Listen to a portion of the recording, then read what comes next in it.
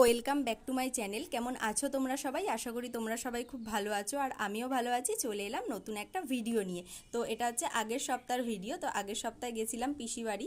তো পিসি বাড়ি যাবো বলে দেখো রেডি হয়ে বেরিয়েও পড়েছি। আমি, নীল আর রূপ গেছিলাম। তো আমাদের বাড়ি থেকে পিসি বাড়ি যেতে হেঁটে ওই 10-15 মিনিট মতো লাগে। তো পিসি বাড়ি গিয়ে দেখলাম বাপন শুয়ে শুয়ে ফোন দেখছে। তো আমার ভিডিও করতে দেখে লজ্জা পেয়ে গেছে, দেখো খালি গায়ে ছিল।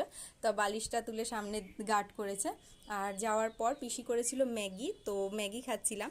আর আমাদের বাড়ি যেহেতু পেঁয়াজ রসুন হয় না, আর ম্যাগির মশলাতে পেঁয়াজ রসুন থাকে, তো তাই জন্য বাড়িতে করে খাই না।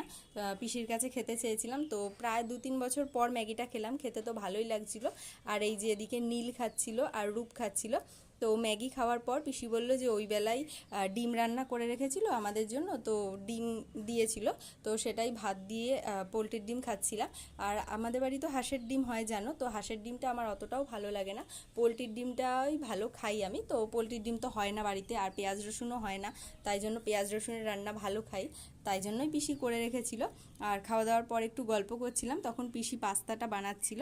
আর এই যে পাস্তা নিয়ে চলে এসছে, তো পাস্তা সস দিয়ে আর পেঁয়াজ দিয়েছিল, তো সেটা দিয়ে খাচ্ছিলাম। তো পাস্তাটা রূপ খেতে চেয়েছিল। তো পিসির নাম তো মনা, তো বলেছিল যে মনা পেঁয়াজ দিয়ে আমায় পাস্তা করে খাওয়াবি। তো আমি, রূপ আর পিসি খেয়েছিলাম, নীল আর বাপন খায় না। তো খাওয়া দাওয়ার পর সবাই মিলে বসে একটু গল্প করছিলাম, ফটো তুলছিলাম, আর আমি একটু ভিডিও করছিলাম। আর এই দিকে দেখো নীলরূপ খাটে বসে আছে, রূপ জল খাচ্ছিল। তো আমি বললাম এদিকে একটু তাকা। আর এইটা হচ্ছে ওদের ঠাকুরের জায়গা। তো তখন প্রায় 8টা মতো বাজে, ঠাকুর শুয়ে দিয়েছিল, কারণ দাদার পুজো দেওয়া হয়ে গেছিলো। আর বাইরে খুব জোর বৃষ্টি হচ্ছিল, তাই বসেছিলাম।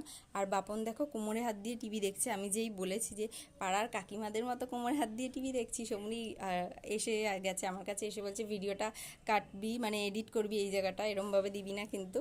আর বৃষ্টি কমার পর আমরা বেরিয়েছিলাম। তো আসার সময় ভেবেছিলাম টোটো করে আসব, তবে টোটো একটাও ফাঁকা পাইনি বৃষ্টির কারণে।